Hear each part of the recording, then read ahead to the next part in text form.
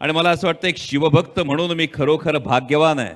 मी भाग्यवान आहे की मला अशा उमेदवारासाठी खरं तर आज बोलण्याची संधी मिळते, कारण जे प्रत्येक शिवभक्ताची जी भावना आहे, या प्रत्येक शिवभक्ताची भावना की छत्रपती केवळ व्यक्ती नाही, छत्रपती केवळ गादी नाही, छत्रपती केवळ घराणं नाही, तर छत्रपती हा विचार आहे, छत्रपती हा महाराष्ट्राचा श्वास आहे। आणि हा तोच विचार आहे जो शेतकऱ्यांच्या भाजीच्या देठाला हात लागू देऊ नका हे सांगतो।